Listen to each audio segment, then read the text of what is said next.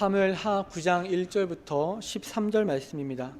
우리 함께 교독하시고 한 절씩 교독하시고 마지막 절 합독하겠습니다. 다윗이 이르되 사울의 집에 아직도 남은 사람이 있느냐?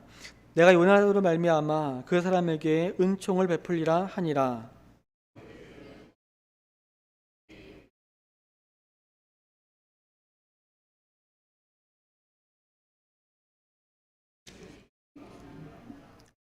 왕이 이르되 사울의 집에 아직도 남은 사람이 없느냐? 내가 그 사람에게 하나님의 은총을 베풀고자 하노라 하니 시바가 왕께 아뢰되 요나단의 아들 하나가 있는데 다리 저는 자니이다 하니라.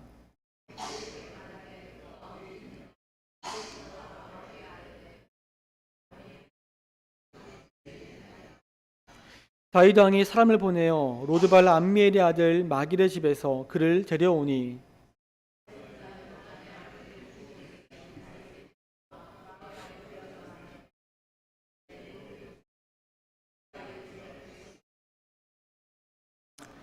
다윗이 그에게 이르되 무서워하지 말라. 내가 반드시 내 아버지 요나단으로 말미암아 내게 은총을 베풀리라. 내가 내 할아버지 사울의 모든 밭을 다 내게 도로 주겠고 또 너는 항상 내 상에서 떡을 먹을지니라 하니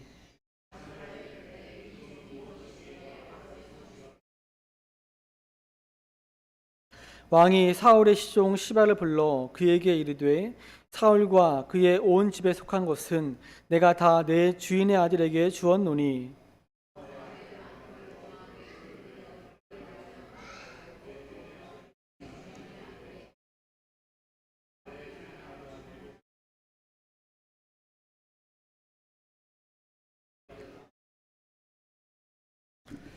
시바가 왕께 아뢰되 내 주 왕께서 모든 일을 종에게 명령하신 대로 종이 준행하겠나이다 하니라. 물비보셋은 왕자 중 하나처럼 왕의 상에서 먹으니라.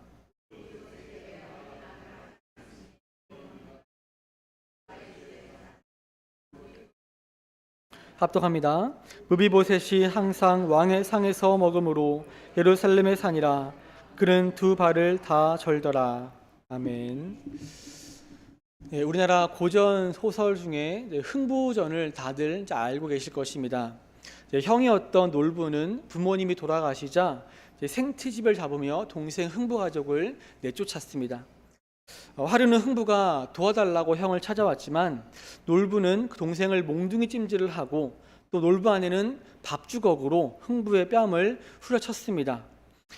얼마 후 놀부는 흥부가 제비다리를 고쳐주고 부자가 되었다는 소식을 듣고서 배가 아파서 자기 집 처마 밑에 집을 짓고 살던 제비의 다리를 일부러 부러뜨리고 고쳐주었습니다. 그 제비는 놀부에게 박씨 하나를 갖다 주었고 거기서 박이 총 6개가 열렸습니다. 놀부는 일꾼을 불러다가 톱질을 시작했는데 박이 열릴 때마다 거짓대 또 사당패들이 나오더니 갖가지 이유로 놀부에게서 돈을 빼앗아 갔습니다. 하루아침에 알거지가 될 참이었는데 놀부는 그래도 희망을 잃지 않고 마지막 6번째 박을 탔습니다. 그러자 장군이 나와서 놀부의 죄를 일러주며 목을 부러뜨리겠다고 엄포를 놓자 놀부는 기절을 하고 말았습니다. 근데 마침 그때 흥부가 그 소식을 듣고 달려와서 장군 앞에 엎드려 빌었습니다. 결국 장군은 흥부의 갸륵한 마음에 감동해서 그냥 돌아갔다고 합니다. 사실 놀부가 그렇게 당하고 있을 때에 흥부가 와서 형을 위해 빌어줄 이유는 없었습니다. 오히려 그것을 고소하게 여기고 지켜보기만 해도 흥부를 욕할 사람은 아마 아무도 없었을 것입니다. 그렇지만 마음 착한 흥부는 자신을 쫓아내고 몽둥이 찜질을 했던 형에게 오히려 은총을 베풀어 주었습니다. 흥부가 형에게 은총을 베풀어 주었던 것처럼 하나님도 우리에게 은총을 베풀어 주셨는데 어떤 은총을 베풀어 주셨는지 본문 말씀 통해서 함께 살펴보도록 하겠습니다. 첫 번째로 언약을 신실하게 지키셨습니다. 앞선 8장에서 다윗은 대외적으로 주변국들을 차례로 정복해 나가는 모습을 볼 수 있었습니다. 다윗이 어디를 가든지 하나님께서 이기게 해주셨습니다. 또 대내적으로는 행정 조직을 정비해 나가면서 강력한 통일 이스라엘 왕국을 구현해 나갔습니다. 그리고 이제 9장에 와서 다윗은 사울의 집에 아직도 남은 사람이 있느냐라고 묻습니다.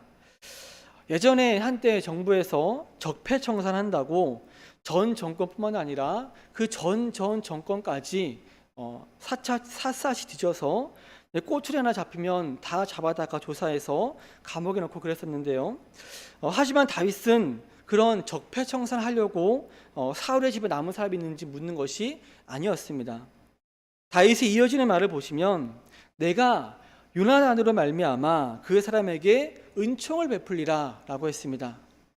요나단은 다들 알고 계시겠지만 이 다윗을 죽이려고 했던 사울 왕의 아들이었습니다. 하지만 요나단은 이 사울 왕과는 달리 다윗을 진심으로 사랑했고 또 다윗의 목숨을 살려준 생명의 은인과도 같은 사람이었습니다. 또 요나단은 다윗과 언약을 맺었는데 사무엘상 20장 14절부터 17절에 이런 말씀이 있습니다. 너는 내가 사는 날 동안에 여호와의 인자하심을 내게 베풀어서 나를 죽지 않게 할 뿐 아니라 여호와께서 너 다윗의 대적들을 지면에서 다 끊어버리신 때에도 너는 내 인자함을 내 집에서 영원히 끊어버리지 말라 하고 이에 요나단이 다윗의 집과 언약하기를 여호와께서는 다윗의 대적들을 치실지어다 하니라.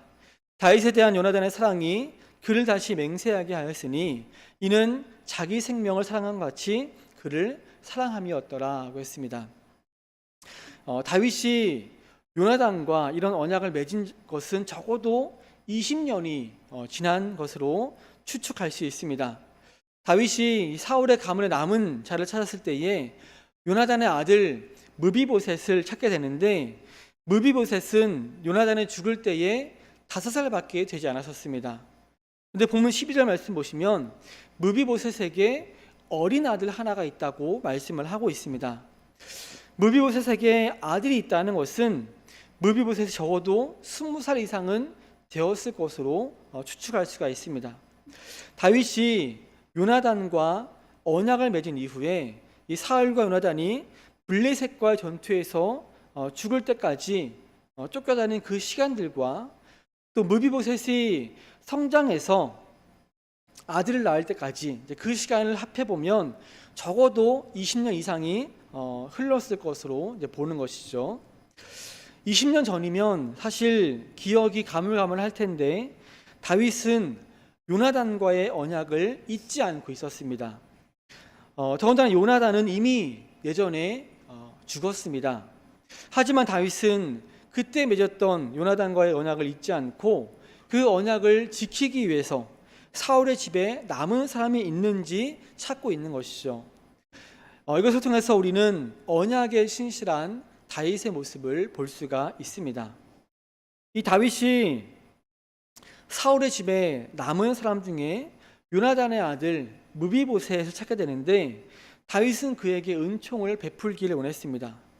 다윗이 그에게 은총을 베풀기를 원했던 것은 다윗이 그 므비보셋과 어떤 언약을 맺었기 때문이 아닙니다. 다윗은 그저 요나단과 맺은 언약 때문에 요나단으로 인하여서 사울의 집에 남은 그 사람에게 은총을 베풀기를 원했던 것입니다.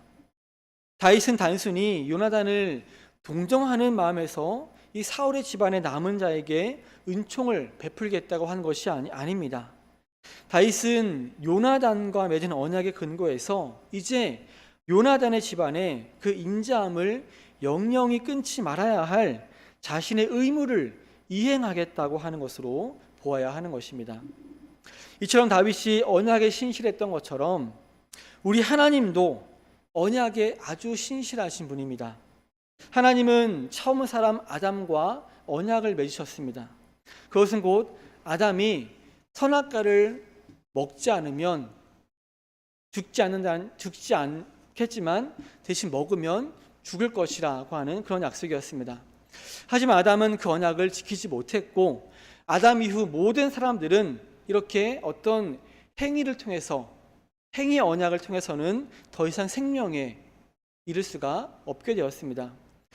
그래서 성부 하나님은 성자 예수님과 구속 언약을 맺으셨습니다. 이 언약의 조건은 성자이신 예수 그리스도께서 성육신하여 우리 인간이 지키지 못한 율법을 대신 지키시고, 그러니까 우리 인간은 행위 언약을 통해서 구원받을 수 없었기 때문에, 인간이 그 율법을 다 지키지 못하기 때문에 예수님께서 대신 그 율법을 다 지키시고 인간 대신 형벌을 받아 죽으시는 것이었습니다. 그래서 성자 예수님과 택함을 받은 자가 모두 영화롭게 된다는 것이 하나님과 성부 하나님과 성자 예수님이 맺은 구속 언약의 내용입니다. 이 구속 언약을 기초로 하나님은 자신이 선택한 죄인들과 은혜 언약을 맺으셨습니다. 이 은혜 언약에서는 공로의 의미를 가진 조건이 없습니다. 그런데 이 언약에서는 그리스도께서 우리의 중보자가 되어야 한다는 점과 또 우리가 믿음으로 그리스도를 영접하고 하나님 말씀에 순종해야 한다는 것이 전제된다는 점에서 조건적입니다. 하지만 이 조건은 구원을 받기 위한 공로로서의 조건이 아닙니다. 그 조건은 하나님께서 이미 다 충족하셨습니다. 우리의 중보자가 되시는 분은 예수님이시죠. 그리고 우리가 그 예수님을 믿어야 하는데, 그 믿음도 사실 하나님께서 택한 자들에게 선물로 주셔서 우리가 이렇게 그리스도를 영접하고 믿고 따르게 하셨다는 점에서 결코 우리 인간 편에 어떤 조건이 될 수가 없다는 것입니다. 그래서 이 은혜 언약은 말 그대로 은혜로운 언약입니다. 우리에게 있어서 정말 은혜로운 언약입니다. 이 언약은 하나님의 은혜에서 시작되었고 하나님의 은총에 힘입어서 시행되고 있고요. 또 하나님의 은혜에 의해서 우리 죄인들의 삶 속에 구현되고 있습니다. 그러므로 이 언약은 우리 죄인에게 있어서는 처음부터 끝까지 은혜라고 할 수 있다는 것입니다. 하나님은 이 언약을 반드시 지키려고 하십니다. 이 언약은 우리가 먼저 하나님께 맺자고 한 것이 아닙니다. 은혜 언약은 하나님께서 먼저 하나님에 의해서 체결된 언약입니다. 그래서 사실 하나님께서 우리와 맺은 언약을 무시한다 해도 우리는 할 말이 없습니다. 근데 우리 사람들은 이 언약을 수시로 무시할 때가 참 많이 있죠. 그래서 신실하신 하나님은 무시해도 상관없는 우리와의 이 언약을 반드시 지키려고 하십니다. 그리고 우리들에게 은총을 베풀어 주십니다. 하나님께서 우리에게 은총을 베푸시는 것은 우리를 보고서 베푸시는 것이 아니라 우리가 믿는 예수 그리스도를 인해서 베푸시는 것입니다. 성부 하나님께서 성자 예수님과 언약을 맺으셨기 때문에 우리에게 이렇게 은총을 베푸신다는 것입니다. 다윗이 요나단과 맺은 언약을 인해서 그 아들에게 은총을 베푸는 것과 같이 하나님께서 여러분에게 은총을 베푸시는 것은 예수 그리스도 때문이라는 것을 기억하시면서 항상 하나님께 감사하시길 바라겠습니다. 두 번째로, 하나님은 우리를 먼저 찾아와 주셨습니다. 다윗은 사울의 집에 남은 사람이 있는지 물었을 때에 사울의 종이었던 시바가 있다는 대답을 듣게 됩니다. 2절 말씀 보시면 사울의 집에는 종 한 사람이 있으니 그의 이름은 시바라. 그를 다윗 앞으로 부르매 왕이 그에게 말하되 내가 시바냐 하니 이르되 당신의 종이니이다 라고 했습니다. 여기서 시바는 사울의 개인적인 종이 아니라 이 사울 왕국에서 사울을 섬기던 관리라고 할 수 있습니다. 그렇게 볼 수 있는 더 확실한 근거는 10절 말씀 보시면 시바에게 아들이 15이 있었고 또 종이 20명이 있었다고 기록하고 있다는 것입니다. 제가 이 설교를 준비하기 전까지만 해도 항상 이 부분을 읽을 때에 종이 어떻게 또 종을 줄 수 있을까 하는 그런 의문점이 있었는데, 이 설교를 준비하면서 이 시바는 단순히 이 사울의 개인적인 종이 아니라 사울 왕국의 관리였다는 것을 이제 알게 되면서 그 의문이 풀리게 되었습니다. 다윗은 이제 그 시바를 불러서 사울의 집에 남은 사람이 있는지 물으면서 그에게 하나님의 은총을 베풀려고 한다고 말을 합니다. 시바는 다윗의 물음에 요나단의 아들 하나가 있다고 합니다. 그런데 사실 사무엘하 21장에 보면 알 수 있겠지만 이 사울의 집안에 남은 사람은 요나단의 아들 무비보셋 한 사람만이 아니었습니다. 그럼에도 이 시바가 다윗의 가장 큰 관심을 가지고 있을 요나단의 아들 하나만을 언급했다는 것은 그만큼 이 시바가 영리했다는 것을 보여주는 것입니다. 시바는 요나단의 아들 하나가 있다고 했는데 그에 대해 설명하기를 그가 절뚝발이라고 했습니다. 사무엘하 4장 4절은 이제 무비보셋이 절뚝발이가 된 이유를 설명하고 있는데 요나단이 블레셋과 전투에서 죽었을 때에 무비보셋의 유모였던 사람이 이 무비보셋을 안고 도망하다가 이 무비보셋을 떨어뜨리게 되었고 그때 무비보셋이 두 자리를 다쳐서 이제 절뚝발이가 되었던 것입니다. 근데 그 당시에는 절뚝발이는 왕이 될 수가 없었습니다. 그러므로 그는 왕이 될 만한 가치를 가지고 있지 못했던 것이죠. 또한 그가 절뚝발이라는 것은 보잘것없는 사람이라는 것을 말하는 것입니다. 그럼에도 다윗은 그를 찾기 위해서 그가 어디 있는지 묻습니다. 보면 4절에 나온 시바의 대답에 의하면 무비보셋은 로드발 암미엘의 아들 마길의 집에 있다고 했습니다. 이 로드발이란 지역은 요단강 동편에 있던 지역이었고요. 무비보셋이 이 사울이나 요나단의 땅에 거하지 않고 로드발에 거했던 이유는 신변의 안전을 위해서 이제 그렇게 했던 것으로 보입니다. 그렇게 무비보셋이 자신의 신변의 안전을 위해서 조용히 숨어 지내고 있는데 어느 날 갑자기 다윗이 보낸 사람들이 찾아왔습니다. 무비보셋은 다윗이 보낸 사람들을 보고 순간 두려웠을 것입니다. 이제 드디어 올 것이 왔구나. 이제 나는 죽었구나 하는 생각을 하게 되었을 것입니다. 사실 무비보셋은 다윗을 죽이려고 했던 원수의 자손이었습니다. 무비보셋이 죄를 짓진 않았지만 죄인과도 같은 사람이라고 할 수 있겠죠. 그러니 다윗이 자신을 찾는다는 소식을 들었을 때에 어떻게 두렵지 않을 수 있겠습니까? 우리가 학창 시절에 이제 친구들과 학교에서 재밌게 막 놀고 있는데 갑자기 선생님이 교무실로 오라고 하는 말을 들었을 때, 또는 직장에서 열심히 일을 하고 있는데 내 일을 하고 있는데 상사가 갑자기 부를 때, 아니면 부장님이나 사장님이 갑자기 호출할 때 어떤 생각이 드십니까? 내가 뭐 잘못했나? 하는 생각이 먼저 들지 않습니까? 그렇죠? 무비보셋이 지금 그런 입장에 있는 것입니다. 무비보셋은 다윗을 죽이려고 했던 사울의 자손이었기 때문에 아마 더 두렵고 가슴이 졸였을 것입니다. 무비보셋은 그런 두려운 마음을 가지고 다윗 앞에 섰습니다. 6절 말씀 보시면 사울의 손자 요나단의 아들 무비보셋이 다윗에게 나와 그 앞에 엎드려 절하매 다윗이 이르되 무비보셋이여 하니 그가 이르기를 보소서 당신의 종이니이다 라고 합니다. 다윗 앞에 선 무비보셋은 다윗 앞에 엎드려 절했습니다. 여기 엎드려라는 말은 얼굴을 땅에 대고 몸을 굽히는 자세를 묘사한 것인데, 그러니까 단순히 몸을 숙이는 것만이 아니라 높은 신분을 가진 자에게 경의를 표하기 위해서 몸을 땅에 대고 납작 엎드리는 그런 자세를 나타내는 것입니다. 이 단어는 하나님을 경배하는 것을 나타낼 때에도 쓰였던 그런 표현입니다.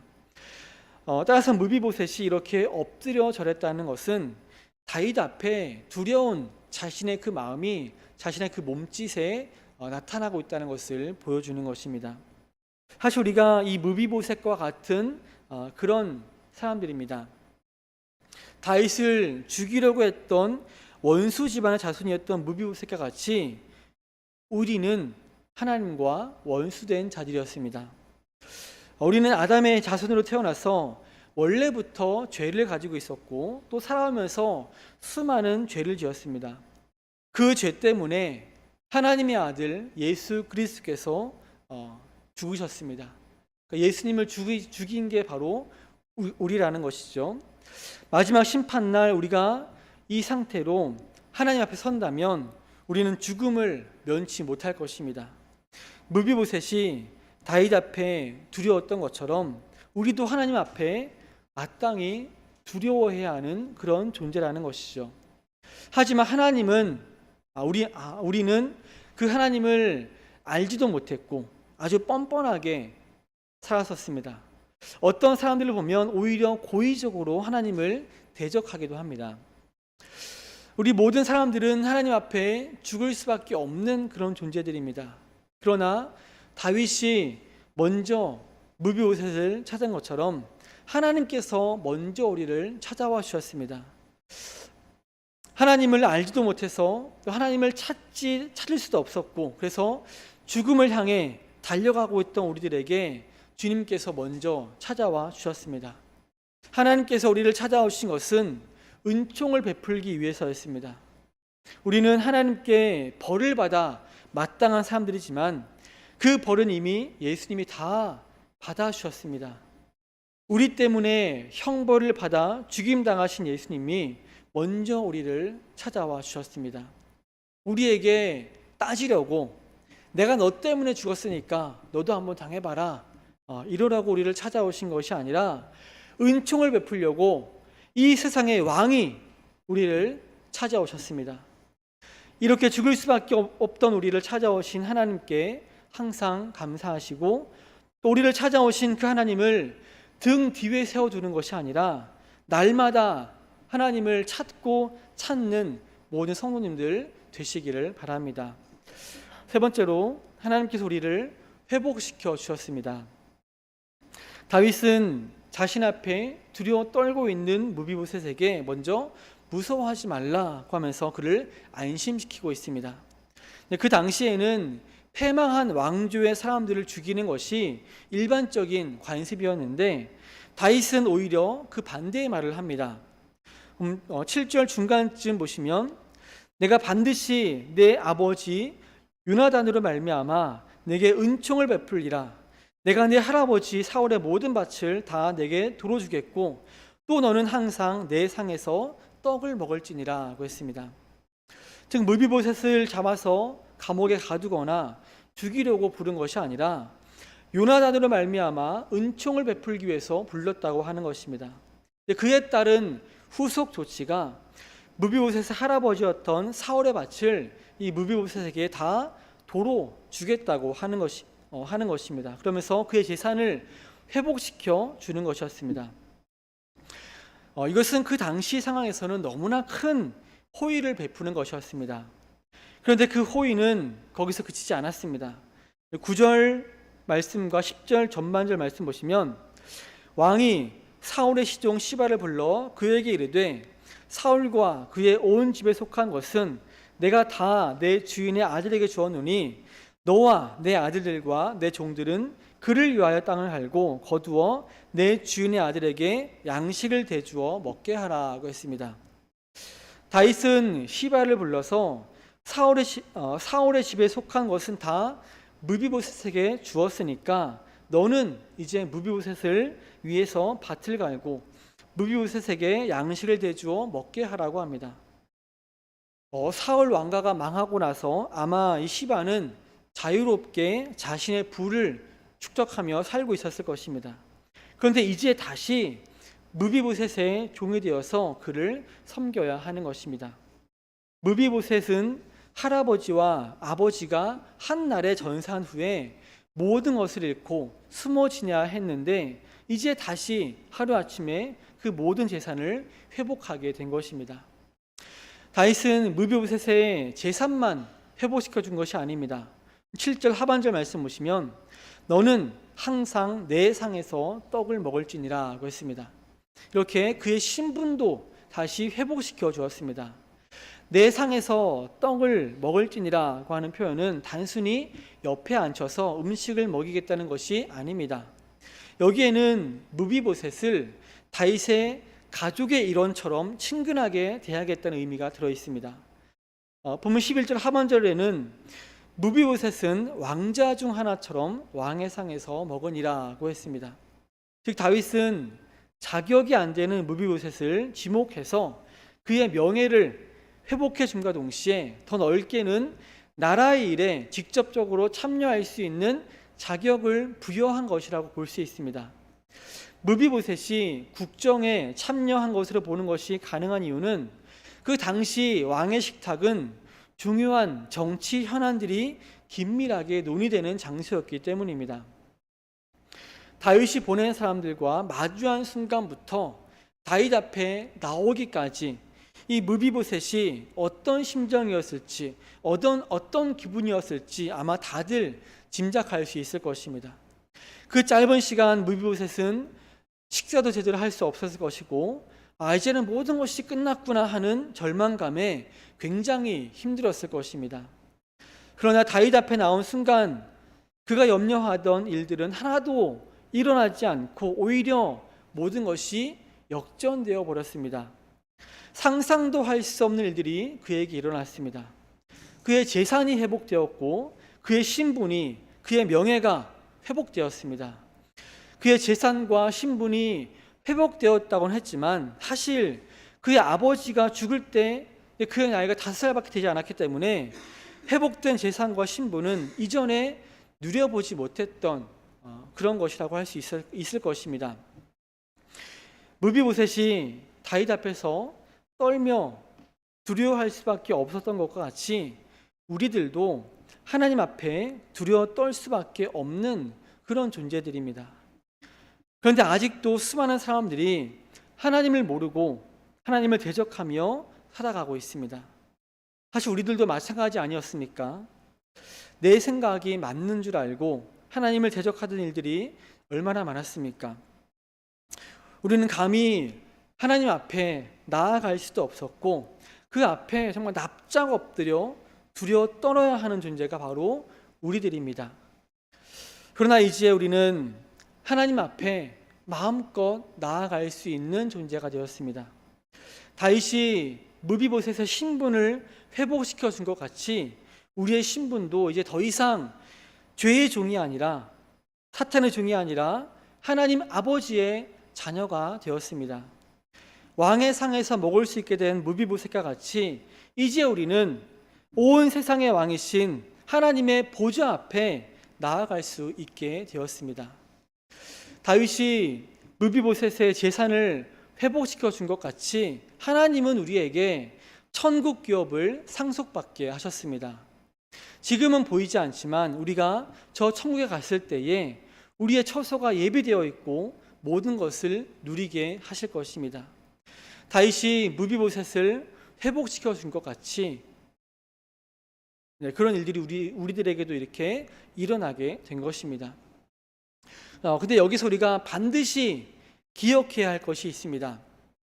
무비보셋이 그의 재산과 신분을 회복할 수 있었던 것은 자신이 뭘 잘해서가 아니라 아버지 요나단 때문이었다는 것입니다.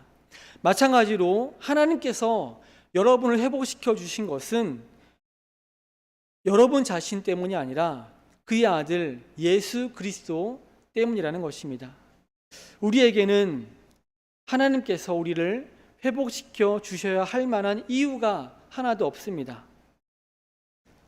하나님 앞에 숨을 수는 없겠지만 무비보셋이 숨어 지내야 했던 것과 같이 우리는 하나님을 피해서 숨을 수만 있다면 숨어야 했던 사람들입니다. 무비보셋이 양쪽 발을 절뚝이는 불구자였던 것 같이 우리들은 아무것도 할 수 없는 영적 불구자였습니다. 하나님의 자녀가 될 만한 가치도 전혀 없고 또 그래야 할 이유도 전혀 없는 것입니다. 그러나 예수님을 믿는다는 것, 그거 하나 때문에 하나님은 여러분을 자녀 삼아 주시고 모든 것을 회복시켜 주신 것입니다.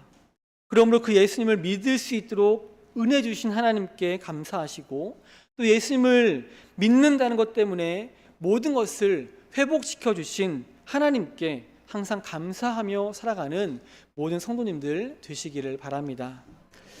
성도 여러분, 오늘 본문에 나오는 무비보셋과 같이 우리는 마땅히 죽을 수밖에 없는 죄인들입니다. 하나님이 우리를 저 지옥불에 던져 넣으셔도 아무런 할 말이 없는 사람들입니다. 하지만 하나님은 우리에게 은총을 베풀어 주셨습니다. 우리는 가만히 있었는데 하나님께서는 그 아들 예수 그리스도와 구속 언약을 맺으셨고, 그 언약에 따라 예수 그리스도를 믿는 우리들에게 놀라운 은총을 베풀어 주셨습니다. 우리가 먼저 은총을 베풀어 달라고 하나님을 찾은 것이 아닙니다. 하나님께서 우리들에게 은총을 베푸시려고 먼저 찾아와 주셨습니다. 그리고 믿음 없는 우리에게 믿음을 주시고 하나님의 자녀 삼아 주셨습니다. 이전에는 하나님과 원수였지만 이제 그 관계가 회복되었습니다. 그래서 이제 우리는 하나님의 자녀로서 하늘의 기업을 상속받게 되었습니다. 세상에 이런 은총을 베풀어 주시는 분이 또 어디 있겠습니까? 그러므로 우리는 그 하나님 앞에 항상 감사하고 겸손해야 마땅합니다. 무비보셋이 자신에게 은총을 베푸는 다윗에게 뭐라고 했습니까? 8절 말씀 보시면, 이 종이 무엇이기에 왕께서 죽은 개 같은 나를 돌아보시나이까 라고 했습니다. 여기서 죽은 개 같은 나라고 번역된 부분의 이 원문을 직역하면 나와 같은 죽은 개라고 할 수 있습니다. 본문에 죽은 개 같은 나라고 번역된 우리 한글 성경의 이 표현은 무비보셋 자신에게 초점이 맞춰져 있는 것처럼 여겨집니다. 하지만 원문에 따라서 나와 같은 죽은 개라는 이 표현은 죽은 개가 의미하고 있는 그 의미에 초점이 맞추어져서 자기 비하와 또 그가 가지고 있었을 열등감을 한층 더 강조해서 보여주고 있습니다. 죽은 개라는 표현은 고대 근동에서 자기보다 월등한 자 앞에서 자기의 무가치함을 드러내는 겸손의 표현으로 흔히 쓰였습니다. 무비보셋은 지금 다윗 앞에 나와서 죽은 개라는 표현을 사용하며 자신을 극도로 낮추어서 표현하고 있는 것입니다. 우리가 바로 하나님 앞에 죽은 개와 같은 사람들 아니겠습니까? 그런데 하나님께서 죽은 개와 같은 우리를 창세전에 선택하시고 기억하셨다가 먼저 찾아와 주셔서 은총을 베풀어 주셨습니다. 얼마나 감사한 일입니까? 그러므로 죽은 개와 같이 하나님의 은총을 받을 만한 아무런 가치도 이유도 없는 우리들에게 이 놀라운 은총을 베풀어 주신 하나님 앞에 항상 감사하며 또 겸손하게 살아가는 모든 성도들 되시기를 주님의 이름으로 축원합니다.